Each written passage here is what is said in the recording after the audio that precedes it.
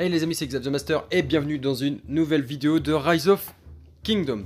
Alors aujourd'hui, on va parler de quelque chose d'assez spécial parce que j'ai eu pas mal de questions sur Xav, est-ce que tu peux nous faire un guide s'il te plaît qui regroupe pas mal de petites astuces.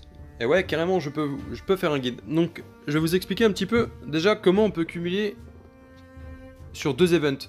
Admettons, aujourd'hui, on en est à la phase 2 du plus grand gouverneur, donc c'est terrasser les barbares, on est d'accord.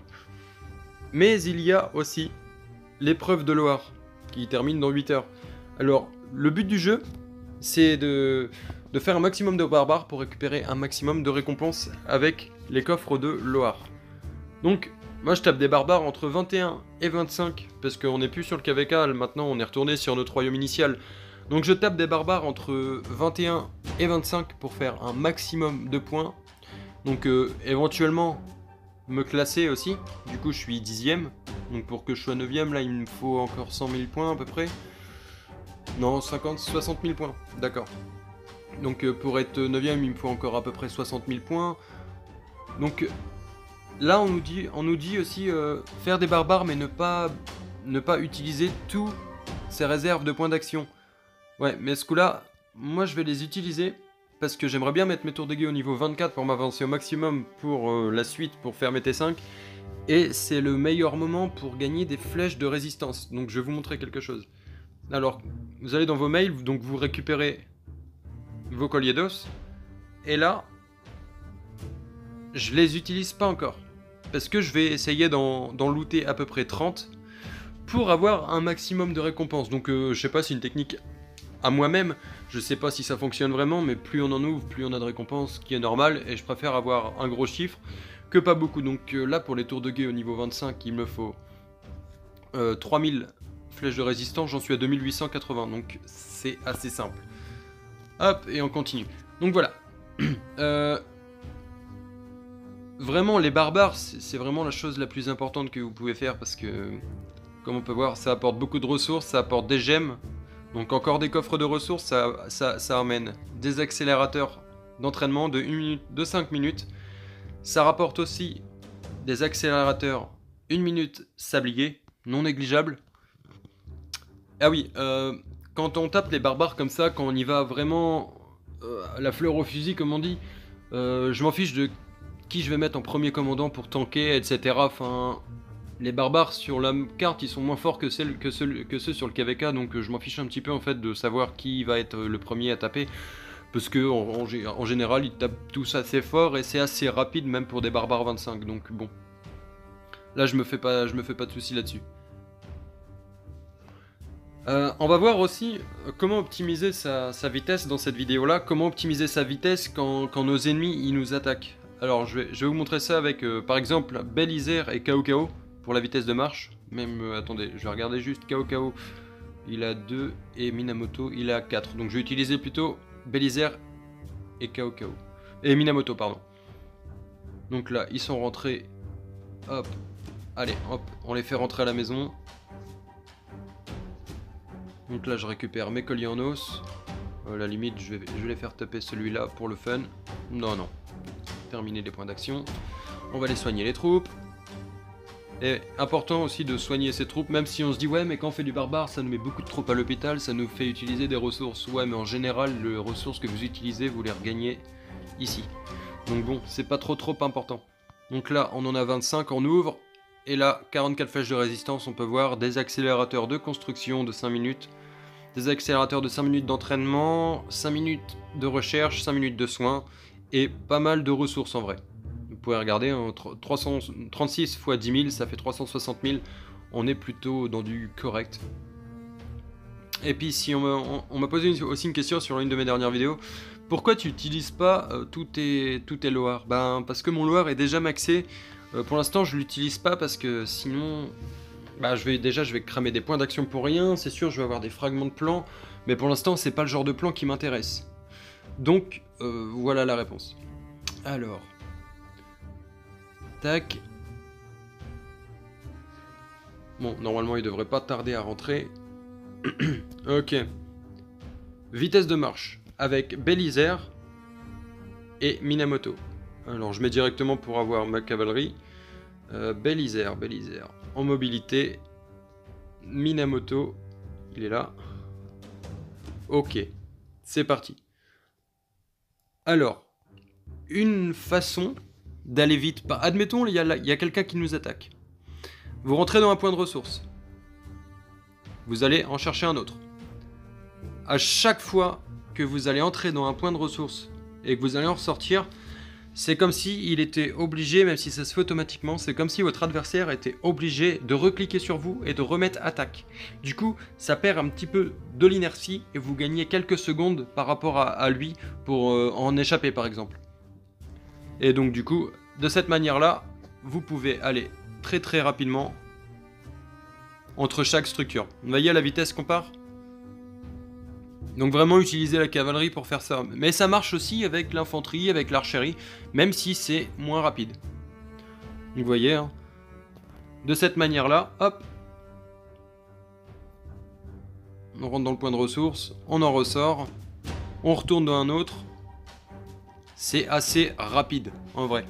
Et c'est même une manière, si vous êtes parti faire un fort, que vous vouliez rentrer assez rapidement chez vous, bah, utilisez cette petite technique, elle est plutôt sympa en vrai. Donc voilà. Bon là on va le faire rentrer. Donc du coup, Bélisaire. Pourquoi mettre Bélisaire en premier? Et bien tout simplement parce que Bélisaire déjà... Bonus sur les barbares, donc augmente la défense, augmente la vitesse de marche de 50% pendant 10 secondes après avoir quitté la bataille. Ok, déjà il y a ça. Et son expertise, donc voilà, c'est son expertise en fait. Donc c'est plutôt pas mal. Ses talents, moi j'ai pas terminé, là quand je vais le mettre à 60, je vais descendre en maintien de la paix jusqu'à pur sang, pour avoir le bonus de vitesse de marche, ici et ici. Donc là j'ai terminé mon arbre de cavalerie avec, il va me manquer juste un petit point ici pour la vitesse de marche. Je l'ai emmené jusqu'ici. Et du coup, il a un talent qui s'appelle départ précipité. C'est quand les troupes menées par ce commandant quittent une structure, augmente la vitesse de marche de 60% pendant 10 secondes. Vous voyez, c'est pour ça que en fait, je le fais passer de point de ressource à point de ressource. Ça marche aussi de ville en ville, de drapeau en drapeau, de forteresse en forteresse. Enfin, souvent c'est espacé ces structures-là. Souvent c'est entre les villes et entre les points de ressources. Donc du coup, augmente sa vitesse de marche de 60 secondes pendant 10 secondes. Donc c'est ça qui fait en fait que dès qu'il sort une structure, c'est super rapide. C'est pour ça que utiliser Bélisaire en mobilité, c'est vraiment une priorité en fait pour le kill event. Vous mettez Bélisaire et derrière vous mettez un Minamoto par exemple qui tape assez fort. Comme ça, d'une vous tapez fort, de deux vous pouvez vous barrer vite fait s'il y a quelqu'un qui vous court derrière. Parce que bon, souvent kill event, ben c'est à la chasse aux farms et à la chasse à ceux qui chassent les farms. Donc Bélisaire, Cao, Bélisaire Minamoto, Bélisaire Bébar, vous mettez n'importe quel commandant que vous voulez derrière lui, mais Bélisaire c'est le plus important pour la cavalerie en mobilité. Cao est pas mal dans le genre aussi. Cao il court très vite. Où est-ce qu'il est? Cao, talent, il a le même arbre de talent que Bélisaire, donc vous pouvez utiliser Cao avec les talents de mobilité et Minamoto derrière par exemple. Moi j'aime bien utiliser les deux. Enfin, Cao, Minamoto. Donc, voilà. Troisième astuce. Tous les jours, n'hésitez pas, surtout pendant l'événement de la réserve stratégique, et il faut vraiment prendre le pli de le faire tout le temps, dans la marchande mystérieuse, vous savez, les petits boosts de 8 heures de récolte, de 8 heures de production de nourriture, de production de bois, production de pierre et production d'or, n'hésitez pas à les acheter tous les jours à la marchande mystérieuse. Vous voyez, ici. N'hésitez pas à les acheter tous les jours. C'est que des ressources. Les ressources, c'est rien. Si vous montez bien votre arbre économique, vous allez farmer très vite. Et franchement, c'est non négligeable ces boosts-là. Parce que ça va augmenter de 25% la production de ressources dans votre ville pendant 8 heures. Donc c'est super utile. D'une, c'est utile parce que ça vous donne un petit bonus de ressources pour soigner les troupes quand vous faites les barbares, admettons.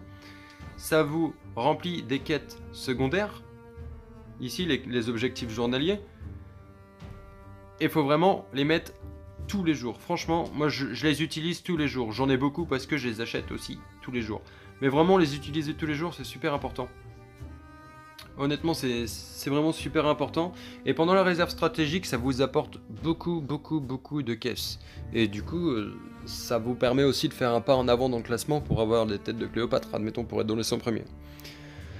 Donc, voilà. Pendant le plus grand gouverneur, quand vous voulez faire des troupes,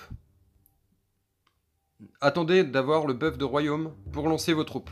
Ne les boostez pas avant d'avoir le buff de royaume et la rune nécessaire. Souvent on a une petite rune avec la vitesse d'entraînement. Vous prenez la rune, vous attendez le bonus de royaume, et là, vous accélérez vos troupes, vous les relancez tout de suite. Comme ça, vous gagnez du temps sur l'entraînement de vos troupes. Même tous les jours, si vous n'êtes pas trop loin d'un hôtel, du temple ou d'un sanctuaire, etc., vous pouvez aller chercher, si vous en trouvez une rune d'entraînement. Vraiment très important de faire des troupes. Sans les troupes, vous êtes rien. Vous avez beau avoir une belle puissance architecturale, si vous avez 0 troupes, vous servez à rien. N'hésitez pas aussi, pour justement par rapport aux runes, dès que vous montez un bâtiment, dès que vous lancez une technologie, allez chercher une rune de vitesse de construction et de vitesse de recherche. Attendez préalablement pour les grosses, comme par exemple là j'ai lancé mon HDV 25, bien attendre le bonus de royaume, parce que c'est toujours non négligeable. On demande un titre au royaume, donc pour les troupes c'est le duc, l'architecte pour la construction, le scientifique pour la recherche, ça va de soi. N'hésitez pas à demander un titre au royaume. Si vous êtes dans un royaume assez cool, normalement vous devriez l'obtenir, c'est facile. Donc vraiment, vous alignez vraiment tout ça. La rune, le titre de royaume, le bonus de royaume. Et là, mais faites-vous plaisir à ce moment-là. Vous attendez toutes les aides d'alliance. Je le redis une fois, vous attendez toutes les aides d'alliance. C'est la priorité. Regardez. J'ai lancé puits d'extraction verticaux au niveau 7. J'ai eu mes 28 aides d'alliance. Ça m'a raccourci ma recherche de 9h51. Et bah c'est non négligeable.